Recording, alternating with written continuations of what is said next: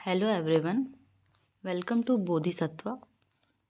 आज के इस वीडियो में हम लोग डिस्कस करेंगे बिहार शिक्षक भर्ती 4.0 के लिए महत्वपूर्ण प्रश्नों की श्रृंखला। ठीक है, ज्योग्राफी के प्रश्न होंगे ये सारे प्रश्न जो TRE 2 में आए हुए हैं। ठीक है, तो ये सब रिपीटेड क्वेश्चन हैं, आप लोग इनको ध्यान से देखिएगा।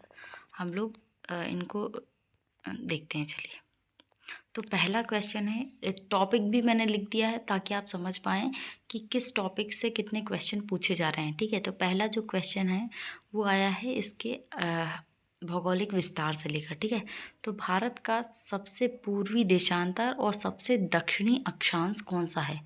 इसको आप ध्यान से देखिएगा। पूर्वी देशांतर पूछा है और दक्षिणी अक्षांश पूछा है। आप सभी जानते हैं कि भारत का जो अक्षांशीय विस्तार है वो 8 डिग्री 4 मिनट से लेके 37 डिग्री 6 मिनट उत्तरी अक्षांश है। और इसका देशांतरी विस्तार जो है 68 डिग्री 7 मिनट से लेके 97 डिग्री 25 मिनट पूर्वी देशांतर है। ठीक है, लेकिन हमसे इसमें क्या पूछा गया है? सबसे पूर्वी देशांतर इसमें हमारा होगा 97 डिग्री 25 मिनट। और इसमें हमसे क्या पूछा है? अक्षांश पूछा है ना। तो ये हो जाएगा 8 डिग्री 4 मिनट, मतलब सही आंसर हो जाएगा हमारा बी। ठीक, आई होप इसको आपको समझ में आया होगा। हम अगला क्वेश्चन देखते हैं। दूसरा जो क्वेश्चन आया है भूमि सीमा और मानक रेखा से आया है। दूसरा क्वेश्चन देखिए क्या है, निम्नलिखित में से कौन सा कथन सही है? भारत भूमि का क्षेत्रफल 3.28 मिलियन वर्ग किलोमीटर है। बी है भारत की स्थलीय सीमा 15,200 किलोमीटर है। और भारत का मध्याह्न रेखा 82 डिग्री 45 मिनट है। उपर्युक्त में से एक से अधिक। तो इसका आंसर हो जाएगा ए और बी दोनों सही हैं। भारत का जो मध्याह्न रेखा है वो 82.5 डिग्री है। ठीक है, और ये जो है ये GMT से कितना, ग्रीनविच लाइन से कितना आगे है? तो 5.5 घंटे हमारा आगे है। ठीक है, अब भारत की लंबाई और चौड़ाई से भी प्रश्न पूछा गया है। तो देखिए, भारत की लंबाई और चौड़ाई की दृष्टि से सही जोड़ा कौन सा है? हमको भारत की लंबाई नॉर्थ से साउथ और इसकी चौड़ाई बताना है, ईस्ट से वेस्ट कितना लंबा और कितना चौड़ा है।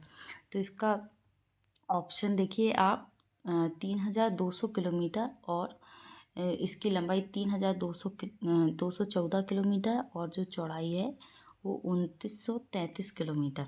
ठीक है, तो यही इसका सही ऑप्शन हो जाएगा। तो option A is the correct option, correct answer. ठीक है, अब अगला क्वेश्चन देखिए, ये तट से लेके आया है ना, जो तटीय सीमा है आप लोग देख सकते हैं, ये तट है ना, कोस्ट है। तो कोस्ट से क्वेश्चन आया है। तो मालाबार तट के संबंध में कौन सा कथन सही है? मालाबार तट पूछा है। भारत के पूर्वी तट के किनारे एक संकीर्ण मैदानी पट्टी है या फिर पश्चिमी तटीय पट्टी गोवा के दक्षिण में है। मालाबार तट का अधिकांश भाग केरल राज्य में स्थित है। तो देखिए, मालाबार तट तो केरल में ही पड़ता है। तो यह पश्चिमी तटीय पट्टी का हिस्सा है जो गोवा के दक्षिण में स्थित है और इसका बड़ा हिस्सा केरल राज्य में पड़ता है। यह अपने बैकवाटर और सुंदर परिदृश्यों के लिए प्रसिद्ध है। तो इसका आंसर जाएगा उपर्युक्त में से एक से अधिक। D option is right option. अब अगला जो क्वेश्चन है दक्षिण भारत की नदियों से संबंधित आया है। देखिए, ये सारे PYQ क्वेश्चन है, TRE 2 में आए हुए हैं। ठीक है, मैंने इनको PPT में बना के आपको प्रेजेंट कर दिया है ताकि आपको देखने में थोड़ा अच्छा लगे।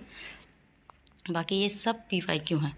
दक्षिण भारत की नदियों के संबंध में कौन सा कथन सही है? सही कथन हम लोगों को बताना है। तो नर्मदा नदी सतपुड़ा के दक्षिण में बहती है, ये तो बिल्कुल गलत जवाब है। नर्मदा नदी जो है वो विंध्याचल के दक्षिण में बहती है लेकिन सतपुड़ा के उत्तर में बहती है। मतलब ये एक भ्रंश घाटी में बहती है नर्मदा नदी। अमरकंटक पहाड़ी से निकलती है मध्य प्रदेश में। ठीक है, मध्य प्रदेश की जीवन रेखा भी हम नर्मदा नदी को कहते हैं। और यह सतपुड़ा और विंध्याचल के बीच में बहती है नर्मदा नदी। ठीक है, तापी नदी सतपुड़ा के दक्षिण में बहती है। तो ये एकदम सही जवाब है। नर्मदा विंध्य और सतपुड़ा के बीच भ्रंश घाटी में बहती है। तो इसमें बी और सी करेक्ट है और ए गलत है। ठीक है, इसमें देखिए एक्सप्लेनेशन में क्या लिखा हुआ है। तापी नदी सतपुड़ा के दक्षिण में बहती है और नर्मदा नदी विंध्य और सतपुड़ा पहाड़ियों के बीच एक भ्रंश घाटी से होकर बहती है। इस क्षेत्र की भूवैज्ञानिक विशेषता है। ठीक है, अब देखिए हिमालयी क्षेत्र और नदी द्वीपों से कुछ क्वेश्चन आए हैं। तो पंजाब हिमालय से क्वेश्चन आया है कि सिंधु और सतलज नदी के बीच स्थित हिमालय को क्या कहते हैं। सिंधु और सतलज के बीच हिमालय को हम कहते हैं पंजाब हिमालय, और इसी को कश्मीर हिमालय या हिमाचल हिमालय भी कहा जाता है। अगला क्वेश्चन है माजुली द्वीप। माजुली द्वीप आपने सुना होगा, यह विश्व का सबसे बड़ा नदी निर्मित द्वीप है। ये असम में स्थित है। इसको ब्रह्मपुत्र नदी बनाती है और इसे असम का 33वां जिला भी घोषित किया गया है। ठीक है, तो क्वेश्चन पूछा गया है कि ब्रह्मपुत्र नदी का सबसे बड़ा निवासित द्वीप कौन सा है, तो माजुली द्वीप है, माजुली आइलैंड। अब कुछ झीलों और जलप्रपात से क्वेश्चन है। तो चिल्का झील के बारे में पूछा गया है कि भारत की सबसे बड़ी खारे पानी की झील कौन सी है, तो चिल्का लेक सबसे बड़ी खारे पानी की लेक है और यह उड़ीसा में स्थित है। ठीक है, ये एक लैगून झील है, याद रखिएगा। अगला क्वेश्चन है कि शिव समुद्रम जलप्रपात कहाँ किस नदी पर है, तो ये कावेरी नदी पे है शिव समुद्रम जलप्रपात। अगला क्वेश्चन भारत की वनस्पति और जलवायु से है। तो वर्षा के पैटर्न और वनस्पति के विश्व में सर्वाधिक वर्षा वाला स्थान कहाँ है, तो मासिनराम है। ये मासिनराम कहाँ पे पूछा गया है, ये मेघालय में है और मेघालय की खासी पहाड़ी में ये स्थित है। ठीक है, आप लोग, मैं बार बार बता रही हूँ और आप बिल्कुल याद रखिएगा कि ये खासी पहाड़ी में है। मेघालय में 3 पहाड़ियाँ बहुत फेमस हैं, गारो, खासी, जयंतिया, ये यहाँ की जनजातियाँ भी हैं। अगला क्वेश्चन है 70 सेंटीमीटर से कम वर्षा वाले क्षेत्र की वनस्पति को। 70 सेंटीमीटर से कम वर्षा वाला स्थान जो होगा वो एक मरुस्थल होगा। ठीक है, तो वहाँ पे वनस्पति कैसी होगी कि उष्णकटिबंधीय और झाड़ियाँ वहाँ पे पाई जाएंगी। तो B option is the right answer. अगला क्वेश्चन है पर्यावरण से संबंधित है, वनस्पति और महत्वपूर्ण पर्यावरण आंदोलन। तो चंदन के वन, चंदन किस प्रकार के वन में पाया जाता है पूछा गया है। तो चंदन एक उष्णकटिबंधीय पर्णपाती वन है। और एक क्वेश्चन और पूछा गया है कि चिपको आंदोलन, चिपको आंदोलन का संबंध किससे है, तो चिपको आंदोलन वनों की कटाई से संबंधित है। ये आपने सुना होगा, ये अक्सर चलते रहता है। ठीक है, तो थैंक यू सो मच, आपने इस वीडियो को देखा। आप इस चैनल पे बने रहिएगा।